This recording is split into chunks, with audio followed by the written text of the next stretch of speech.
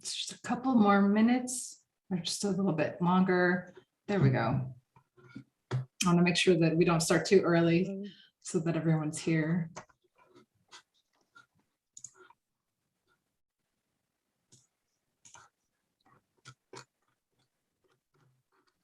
Well, I think we can get started.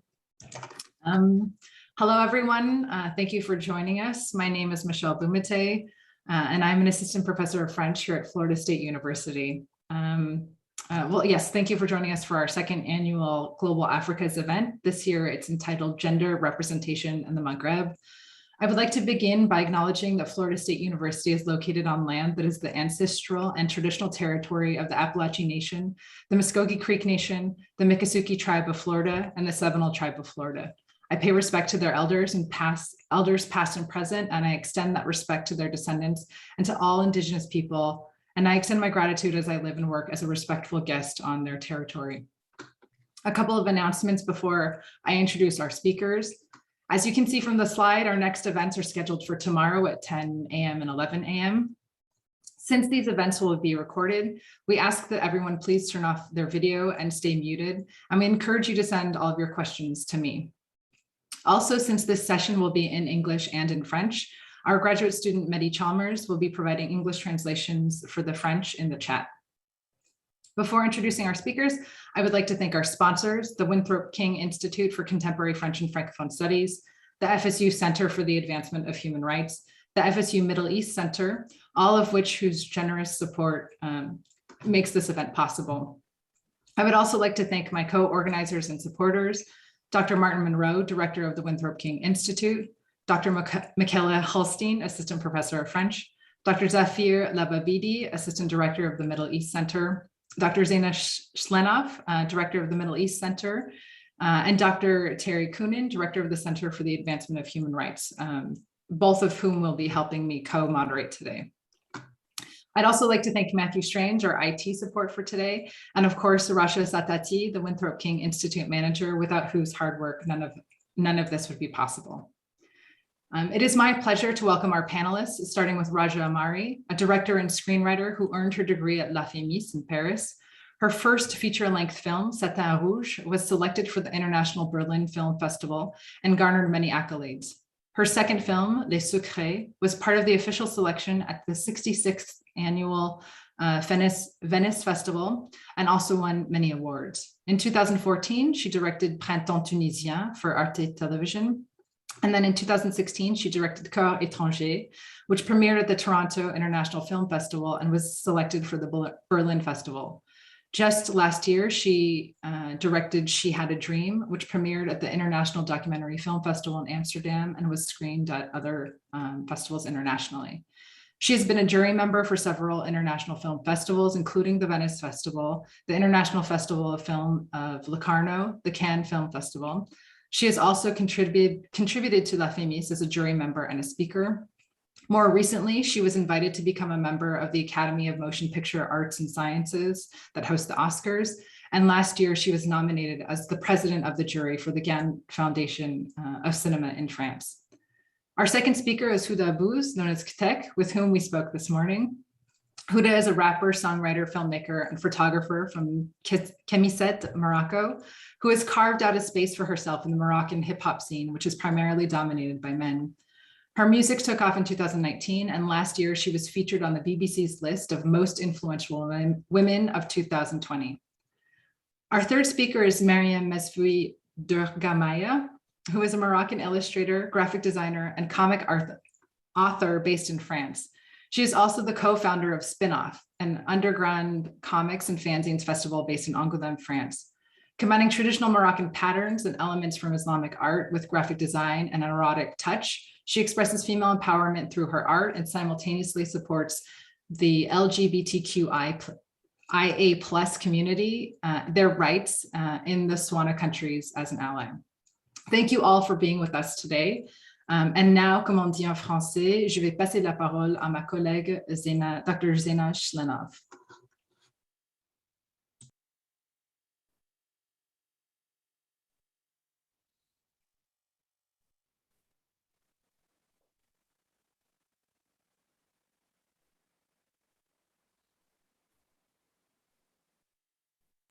You're still on mute. There you go.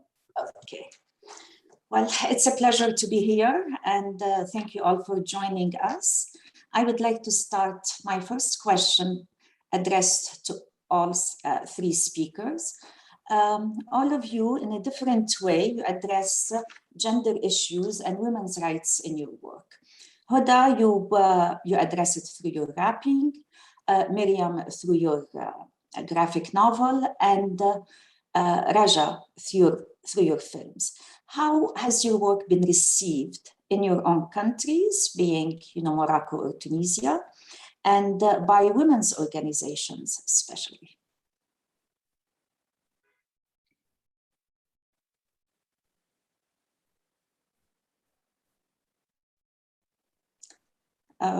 You can, either one of you, start and tell us about that. Houda, would you like to start? Yes, actually, first of all, I hope you hear me well. Mm-hmm. First of all, I am really proud and honored to be with you today with all these talented women. To answer your question, I think that in a country like Morocco, we still perceive women as are not really able to have this kind of position in our society. They are not always considered as leaders, but mostly as somehow accessories. And in a field like rap or hip hop, it's very hard to impose yourself as an independent entity and to be respected for your work. So I think it's very challenging, but at the same time, it's a journey that I am enjoying to the fullest. I think it's very important to impose ourselves as women, because we are somehow making history like other women who started this kind of way of thinking, or all the feminist movements we are living in right now. And I think that most female movements or associations or organizations, they somehow respect my work as a rapper, but I think that my work is mostly the aim of my work is mostly toward my public, my young public. That's a mixture of men and women from the age of 14 to 24. So I think that my goal is not really two organizations of people or two people who have the same way of thinking as me, because we have the same way of thinking, we have the same goals. So for me, the real impact is to make some kind of change on young people who are discovering my work through platforms like YouTube and digital streaming platforms. Wonderful. How about you, Merieme? First of all, hi everyone. I completely agree with what Houda said. Um, I haven't been really in touch with some organizations, but the few of them that I have been in touch with were very positive and very supportive of my work. Because as Huda said, we already have the same way of thinking. We aim at we have the same goals to have an impact on society. So as she said, the most important thing in my work is really to uh, try to have an impact on people through social media, through showing my work on different platforms, through exhibitions, through workshops also. Um, and that's the main goal, is to spread my vision through drawings. And each of us chose a medium that really worked with them. And I chose comics, books, and drawing because I found it very universal as a way of conveying a message. Images are can be understood by anyone, despite the culture, despite the language that we speak. And it also can be highlighting a testimony, a text. You can work with other media. When you use comics, you can use architecture, you can use writing, you can use framing, you can use other ways of not just drawing. There are a lot of form of arts that can be included in making a comic, and that's what I really like about it. It's super interesting as a medium to use, and I just find it really important to, as a woman, to tell our own stories, use our own voice, and not wait for other people to tell our stories. Wonderful. How was your work received in your own country, in Morocco? Because I know you published in France, but since it can be at some point a bit controversial, between Islamic art and between some, erotic themes that you address. And so I'm just curious to know, how was it received in Morocco? It's a mix, actually. For example, on Instagram, I had a lot of support and sisterhood from mostly women or queer people who could relate to all the things I was doing. And at the same time, I had threats and insults from men who were just feeling threatened by all these crazy feminist things that I was talking about.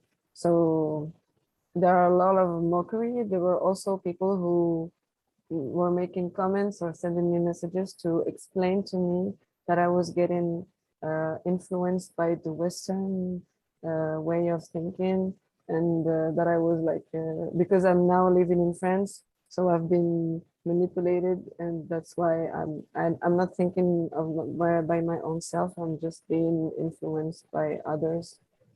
So it's a different mix, but at the same time, for example, I had the opportunity to do a comics workshop in Casablanca at the French Institute of Casablanca.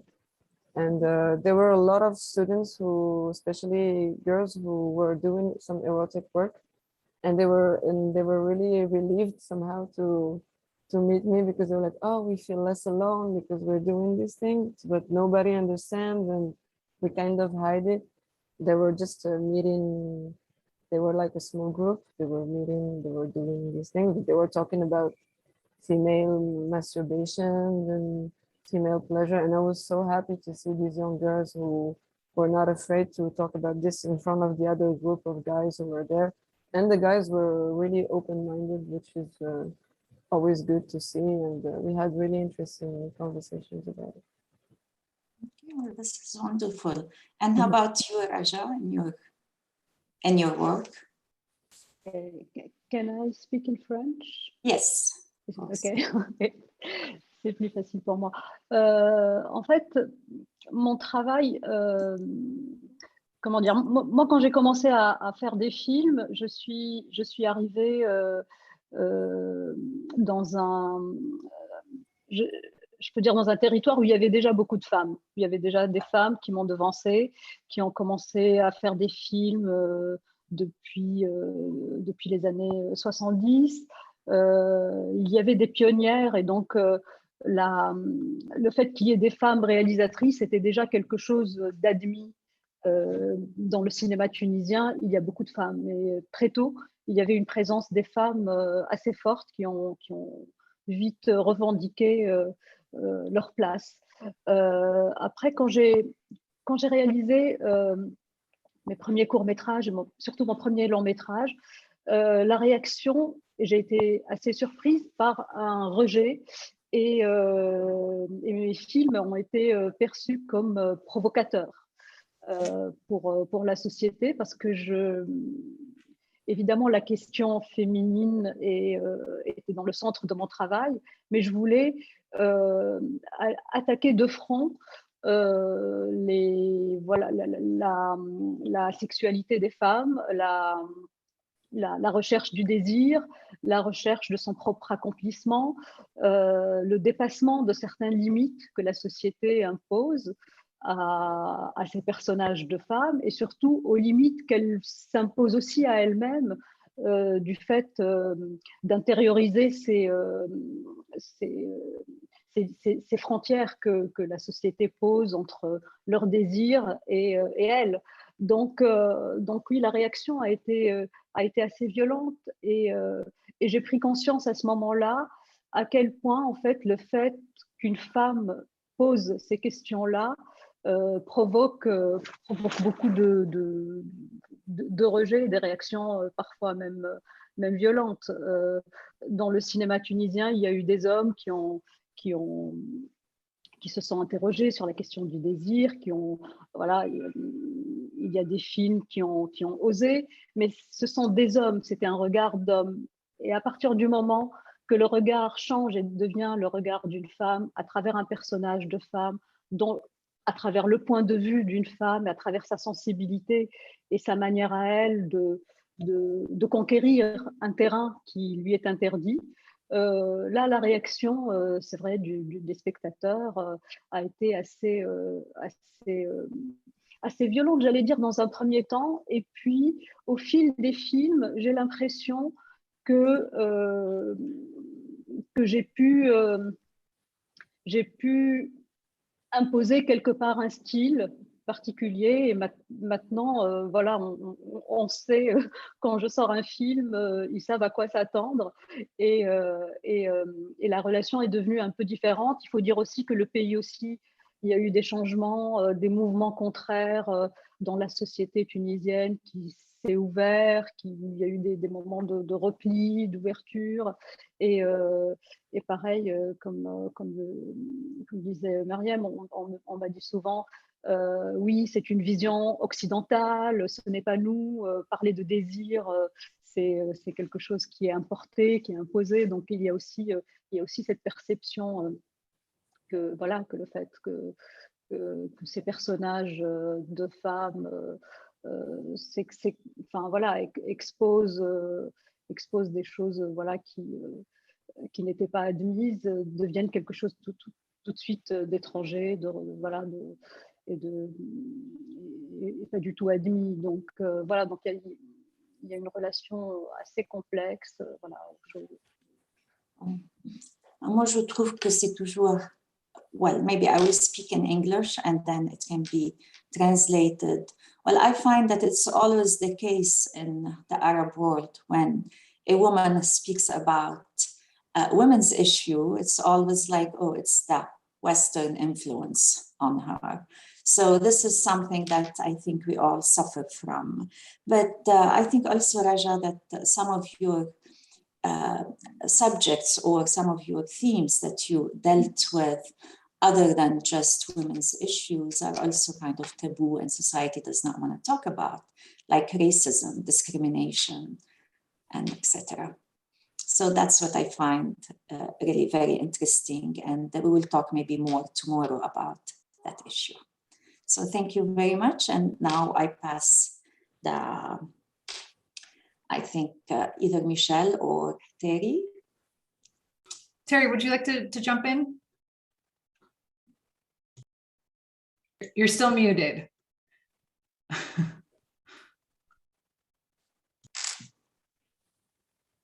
Now that's better. Maybe some of what I say could be translated for Raja as well. I'll speak in English, clearly. My English much better than my French.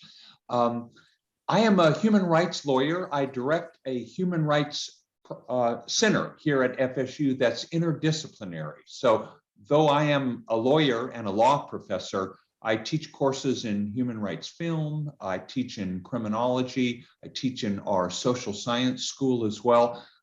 Human rights is very much interdisciplinary. What I'm so impressed with is really the human rights range of the three women that we're celebrating today, that it's human rights, whether in the world of film or graphic arts, or also in rapping, in rap music. What I wondered, do the three of you see yourselves as human rights advocates? I do, by the way. I see the work that you do very strongly as being human rights advocacy. But I wondered if you think of yourself as a human rights advocate in the work you do.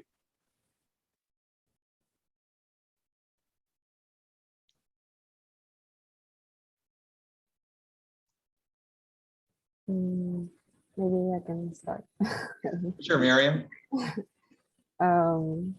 I won't say it like this because it can seem like a bit obnoxious, like, oh, I'm a human rights advocate.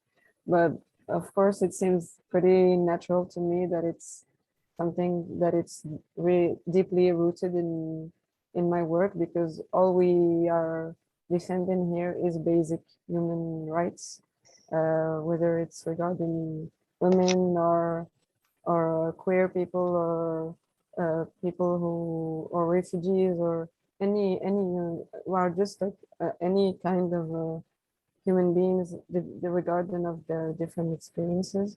And so it's really something that's really important in the work I'm doing. Maybe I'm just not expressing it in that way, but for me, it's just part of the work the way it is, without just putting a label on it. Absolutely. Sure. Houda?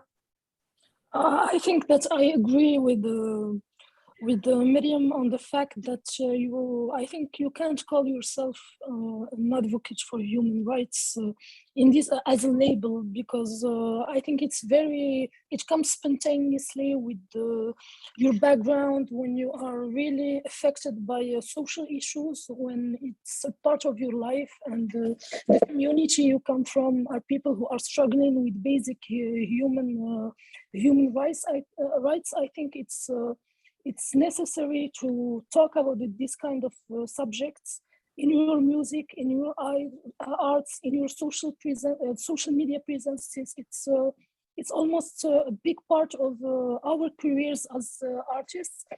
And I think maybe if it doesn't show in your music directly, it can show in your interviews, it can show in the way you present yourself in social media. So I think it's not really an obligation to talk about it like an agenda in your music. So it should, or in your art in general, it should come spontaneously.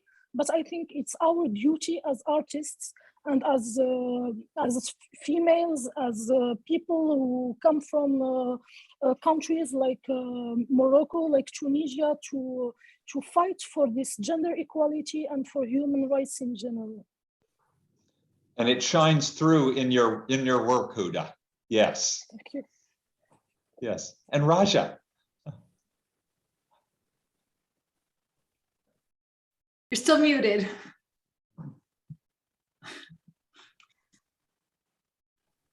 Et là? Ok, oui, parce que moi je vous entendais. Non, mais j'allais dire que moi j'aurais pas pensé, c'est vrai, pareil, j'aurais pas pensé à moi en ces termes-là, mais évidemment, à partir du moment où on parle de l'humain, de tout ce qui est humain, on touche évidemment au droit de s'exprimer, au droit d'être différent, au droit d'avoir une complexité, d'avoir une part d'ombre. Je parle des personnages, par exemple, que je traite en fiction. C'est des personnages libres et qui imposent leur liberté et qui évidemment, entrent en confrontation avec la société, entrent en confrontation avec leurs fantasmes aussi, explorent des mondes différents. Et donc ça, c'est une manière aussi d'imposer une certaine liberté et d'explorer d'autres territoires. Et comme j'avais dit tout à l'heure, tout ce qui est interdit. Donc évidemment, ce droit fondamental de liberté d'imaginer, de liberté d'être différent, touche justement aux droits des humains. Évidemment, dans le documentaire, moi j'ai fait aussi le documentaire où j'ai dressé un peu le portrait d'une jeune femme tunisienne d'aujourd'hui, une jeune femme noire tunisienne qui a décidé de se présenter aux élections et de prendre son destin en main et d'essayer de changer les choses. Elle est jeune et ambitieuse et à travers elle, c'est aussi le portrait de toute une génération qui tente maintenant de vraiment de prendre aussi quelque part aussi le pouvoir de s'imposer et évidemment elle est confrontée, dont le film montre aussi à toutes sortes d'obstacles et tout ce qui a pu justement être un frein à cette expérience. Et étudier cela, l'analyser à travers un film, c'est peut-être aussi une manière de défendre les droits de personnes comme elle. Mais évidemment, enfin, c'est pas quelque chose de pensé et de volontaire, mais on l'est de toutes les façons parce qu'on est dans une dynamique particulière qui est celle d'aller de l'avant, de pousser ces personnages féminins qui sont beaux, qui sont complexes, qui ont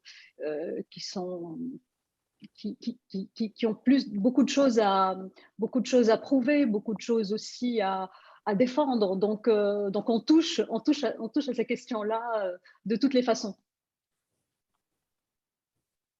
And Raja, even if you don't see yourself as a human rights advocate, many of us do.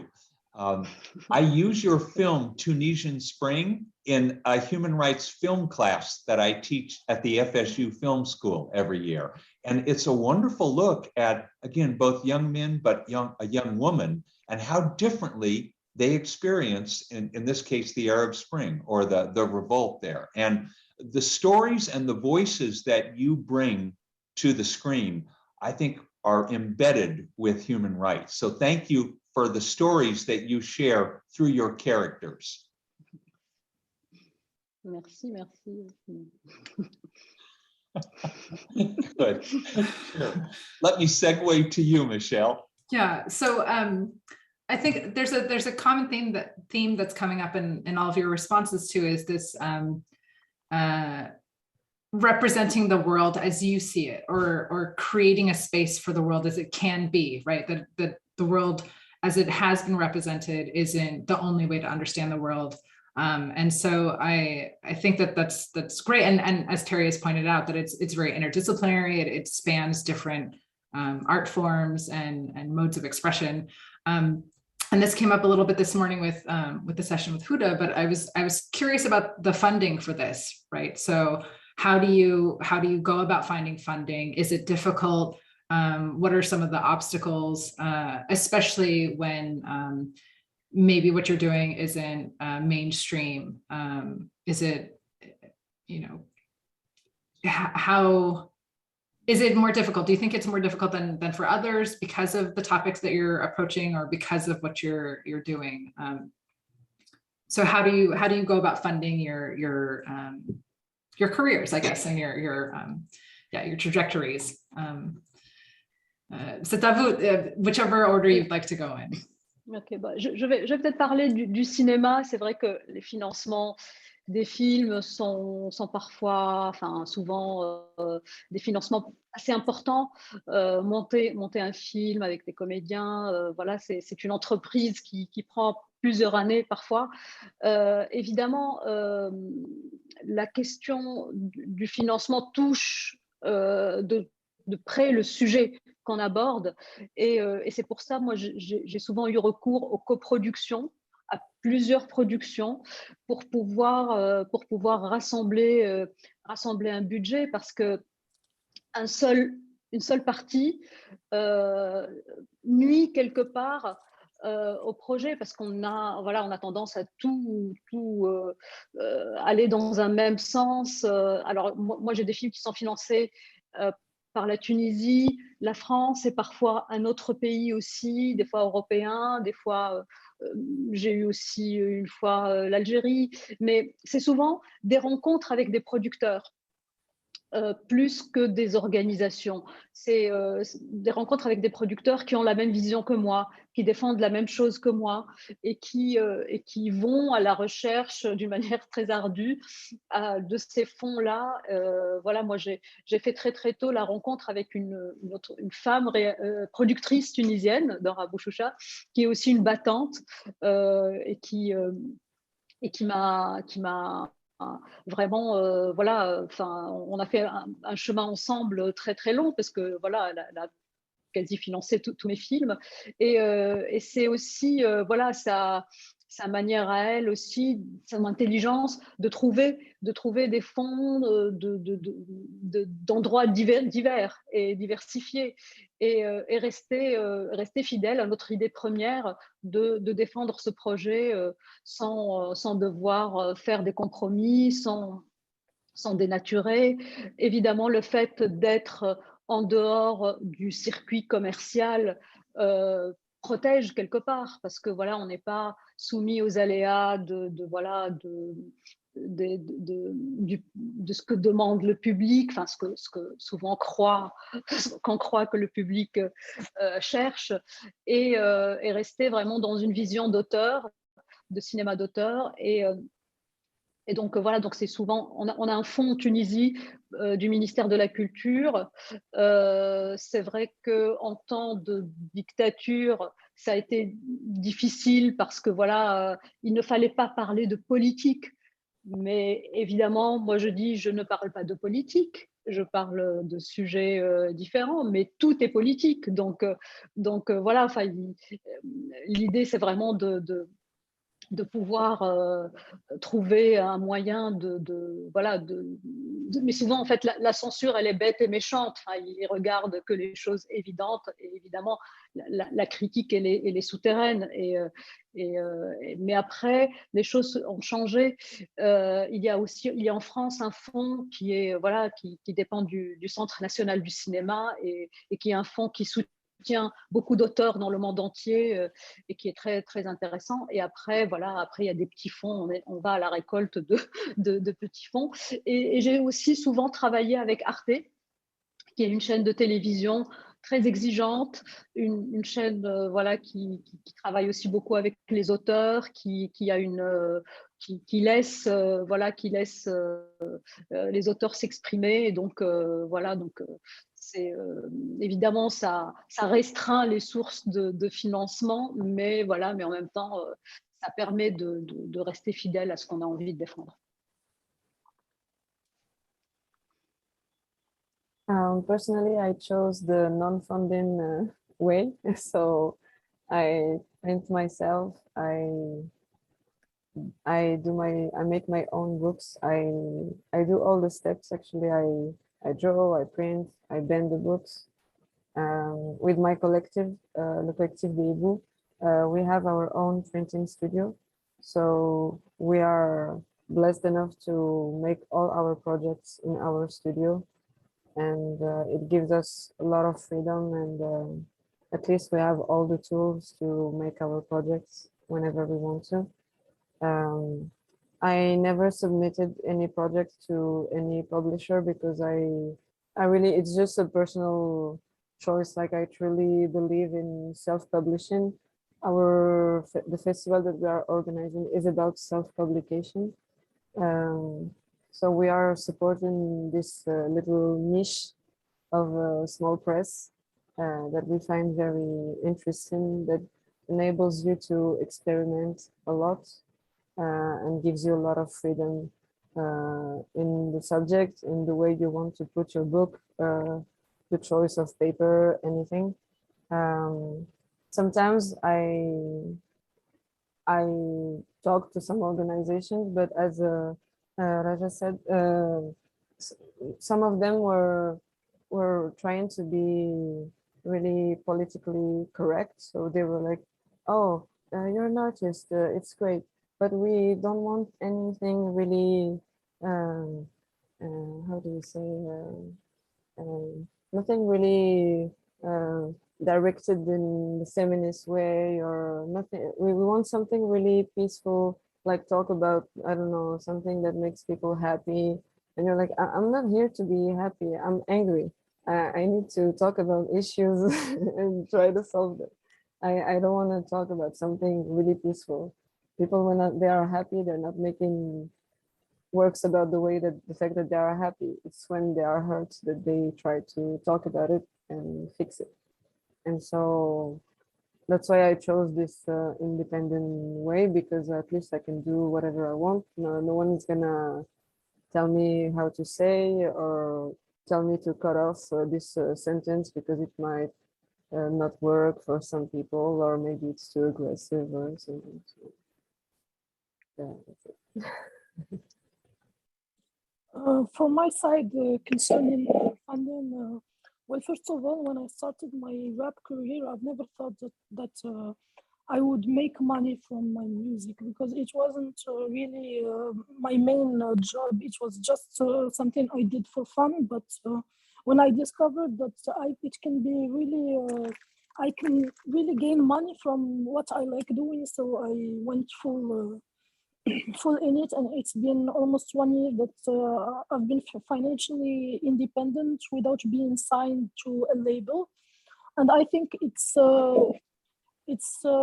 with sometimes finding a certain compromise between being independent in your artistic process, in what you want to give to your public, and sometimes finding partners to collaborate with for placement of products. Sometimes you have brands that would like to show their product in your music video, and they will give you money for that.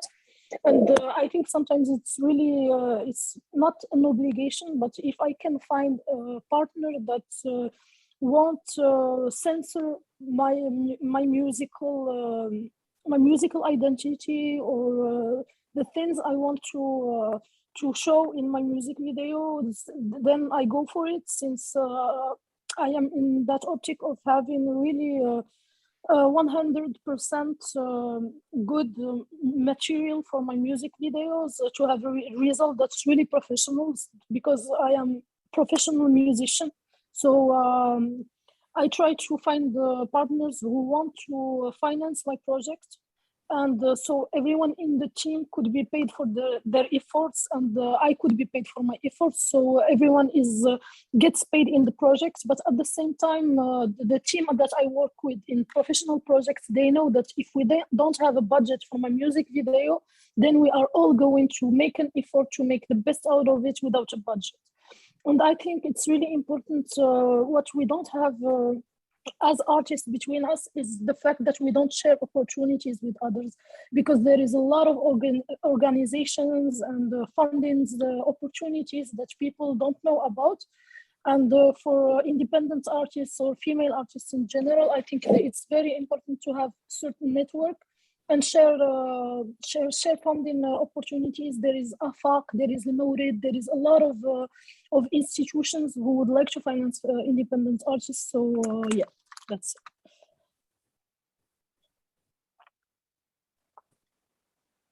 Yeah, I don't know. Do Zaina or Terry, do you want to ask any follow-up questions for right now? Zaina.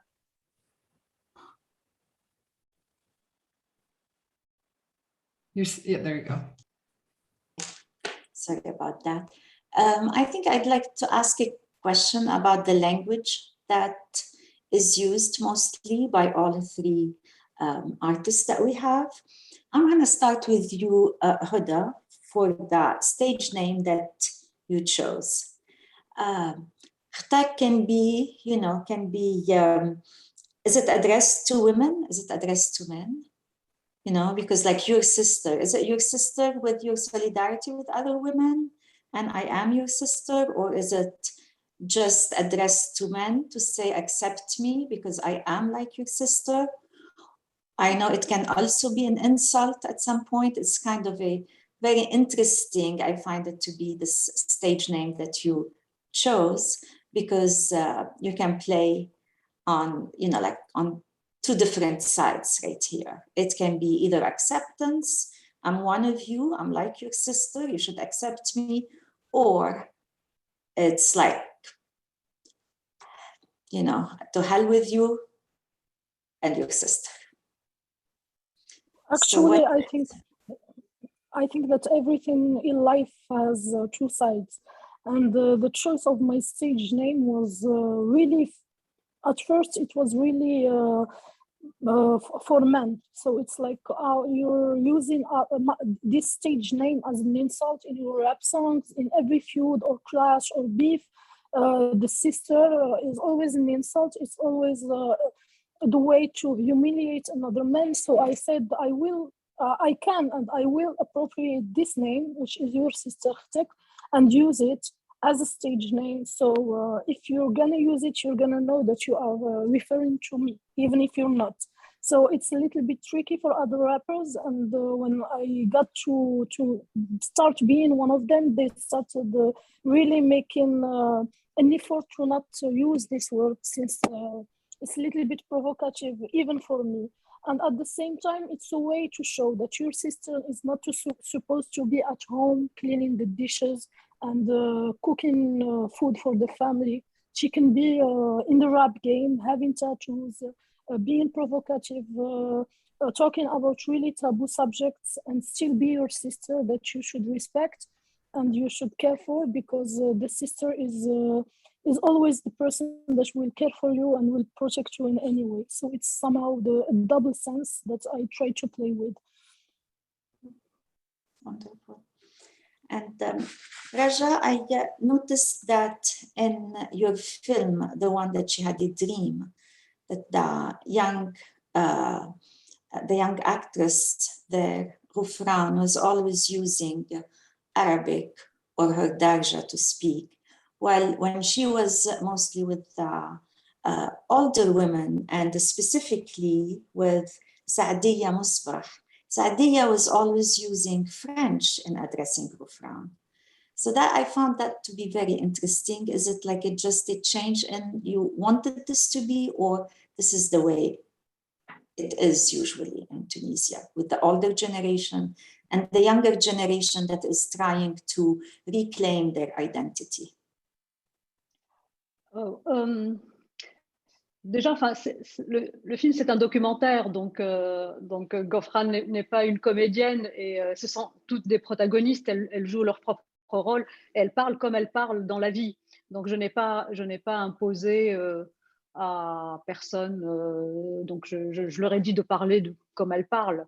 Et c'est vrai qu'il y a en Tunisie, oui, une scission entre une génération plus âgée, la génération de Sadia Mosbah, qui est une militante très établie en Tunisie, hein, pour les discriminations raciales notamment. Il y a aussi Salma Bakar, qui est aussi réalisatrice et elle est membre du Parlement. Enfin, c'est une féministe très connue, d'une génération plus âgée que Ghofran, et elle parle aussi plus facilement français.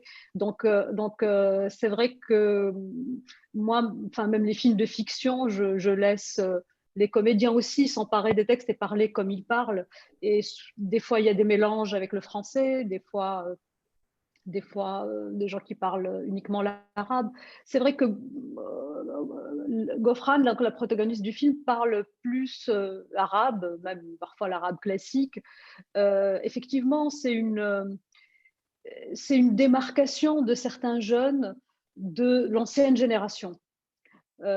C'est vrai qu'il y a aussi l'enseignement qui s'est arabisé par réaction.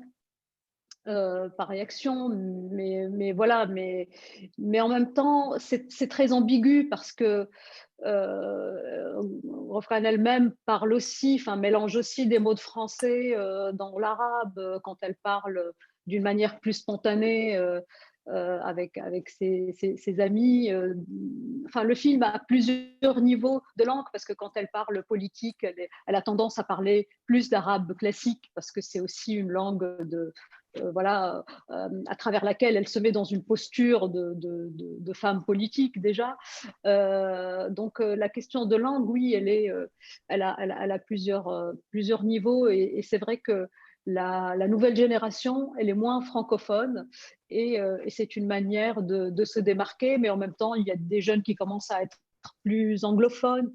Pareil, c'est une attitude envers le français qui est une attitude aussi de rejet de la langue du colonisateur, mais en même temps, enfin, dans le même mouvement, il y a aussi un retour vers le français. Enfin, c'est très ambigu cette position et qui dénote justement d'un malaise identitaire, effectivement.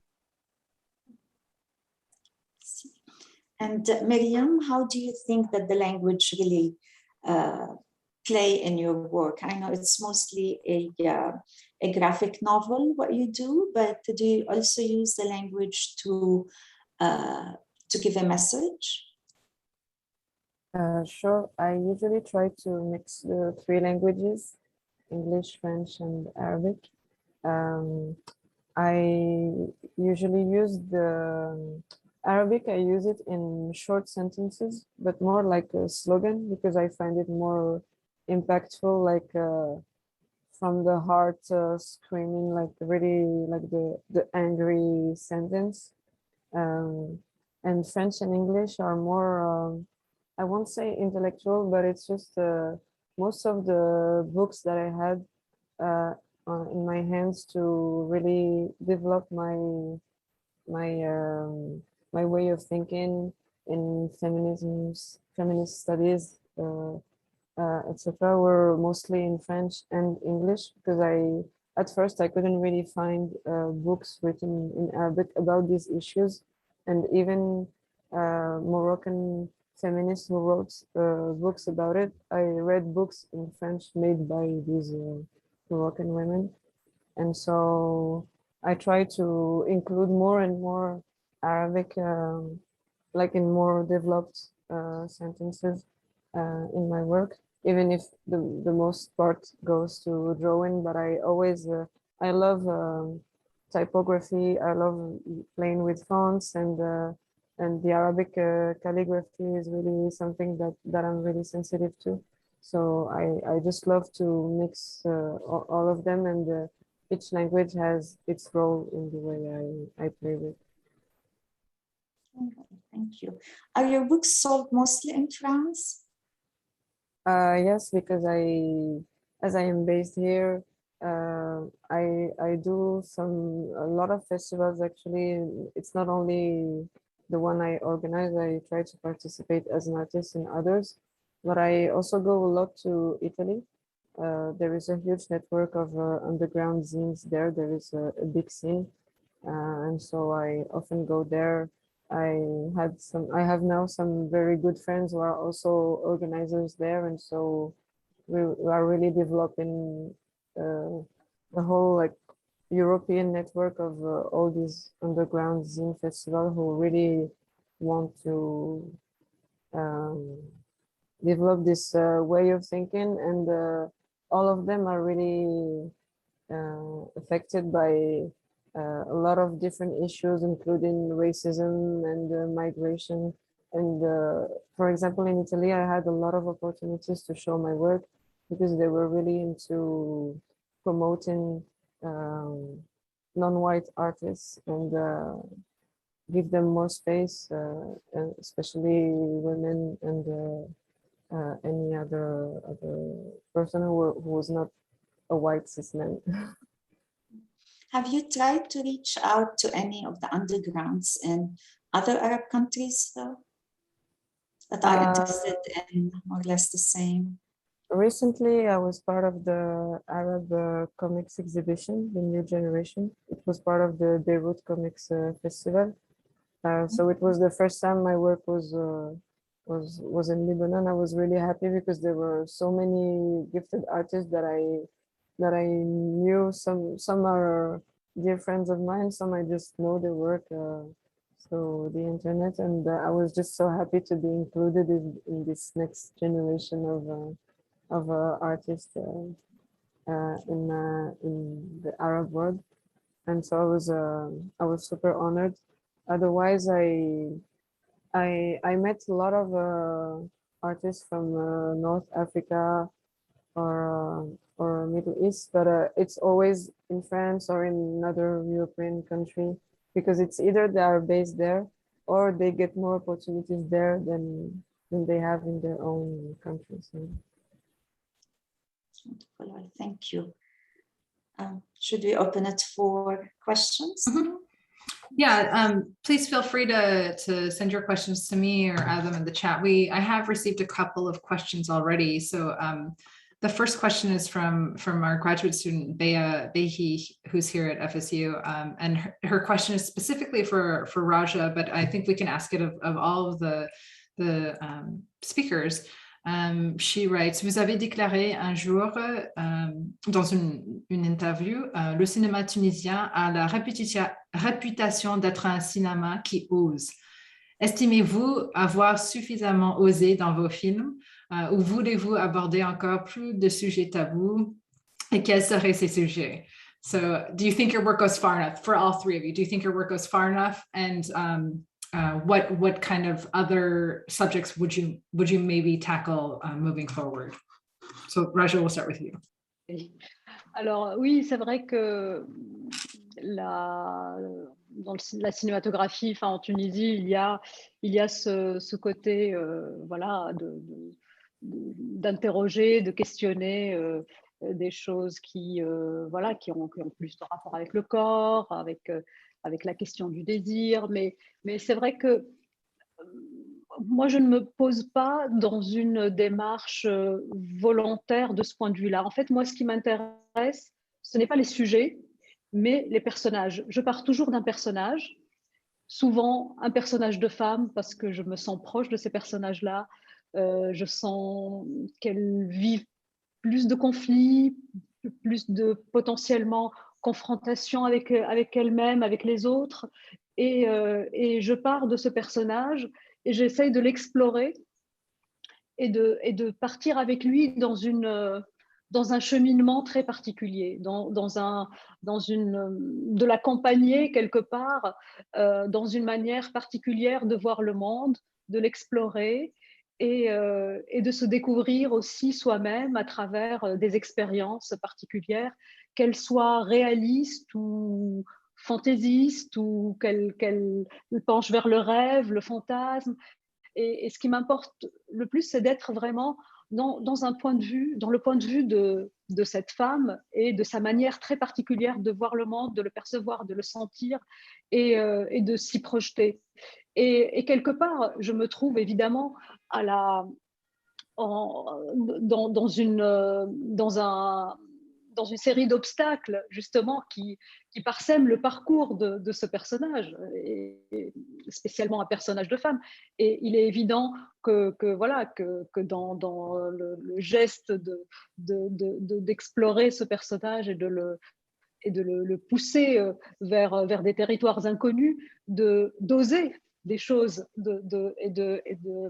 et d'aller avec lui là où on ne pense pas qu'il peut aller, là où on ne le soupçonne pas qu'il a des possibilités, qu'il a un potentiel, qu'il a une manière aussi de retourner les choses, de retourner l'ordre des choses. Et évidemment, je me trouve en train de transgresser toutes ces frontières et de me retrouver dans un cinéma, oui, qui ose, même si ce n'est pas, je ne me réveille pas un matin, je me dis voilà, je vais faire quelque chose qui va choquer les gens, mais c'est dans ma volonté d'aller jusqu'au bout avec un personnage et d'explorer avec lui des territoires inconnus.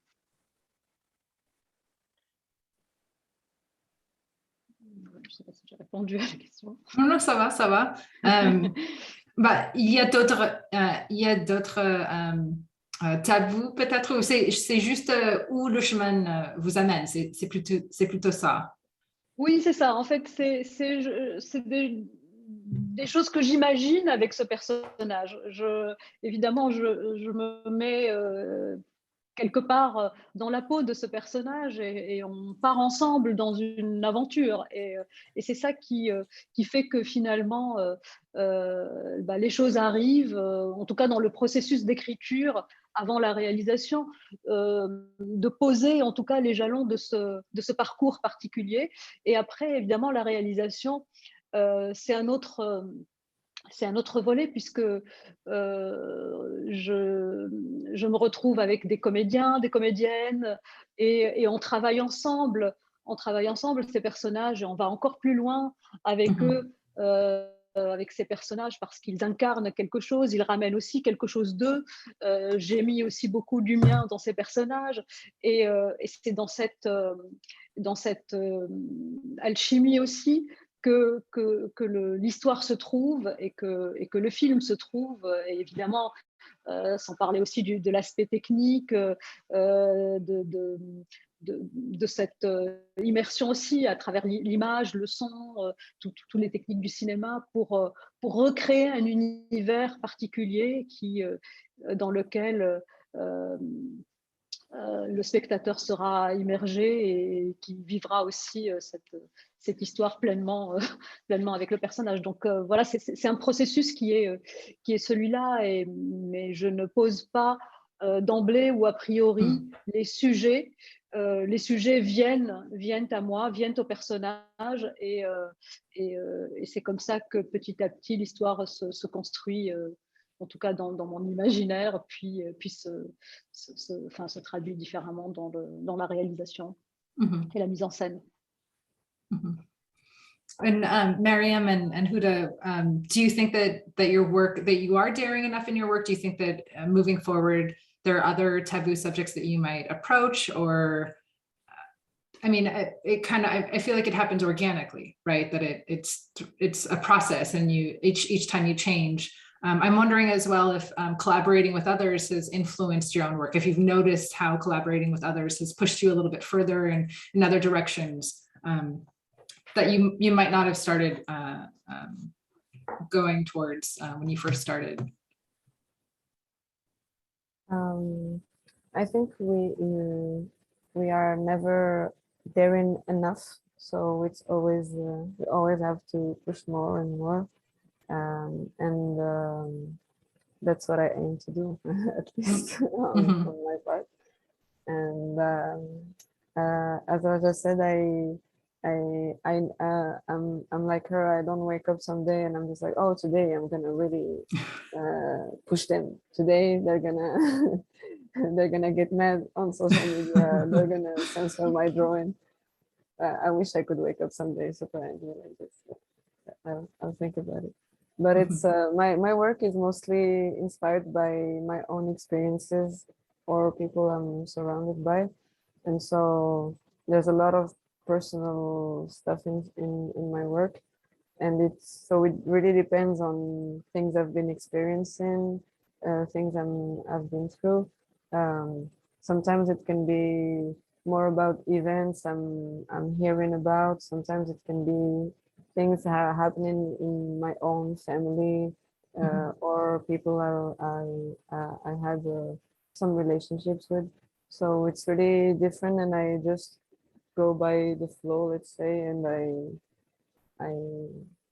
I just try to work on things that I'm sensitive to, and definitely working with other artists is really interesting, and it really feeds you inside because you discover other approaches and other ways of drawing, other ways of thinking of an image, of symbolism, and and it's always a good experience to have. Every time I collaborated with artists, I was always growing through these experiences, so it's really nice.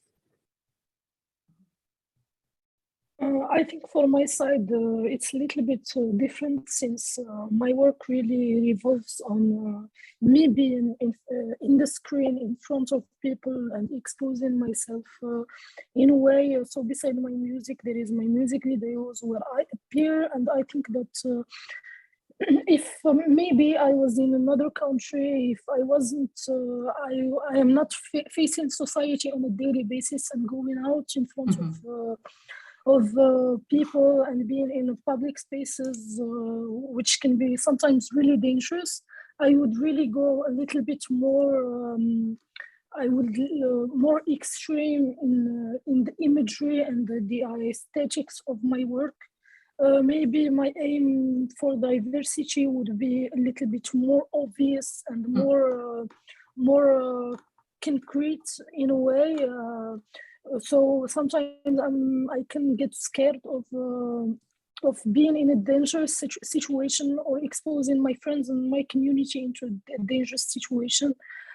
So I would like to show people in their true colors. I would like to have trans people with me in my music videos and go a little bit extreme in many ways, in many forms, like nudity, the way we expose our bodies and it's mainly aesthetic, but I don't want to expose my friends. Maybe I am used to the hate comments, but still I don't want to expose my friends for the hate they can get and for the being in dangerous situations in a society that doesn't really accept this authenticity. And I think even the fact that I come from a very, not a very extremely religious family, but I come from a Moroccan family, like, so it's somehow a boundary that gets to me, and I can't really get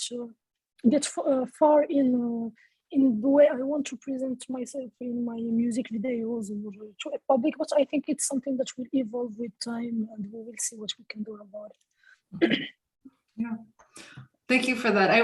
There are more questions, but I want to be respectful of everyone's time. So I want to thank everyone, my co-moderators, and also, of course, our three guest speakers. Thank you. This has been a wonderful roundtable, and I hope to continue the conversations perhaps on social media.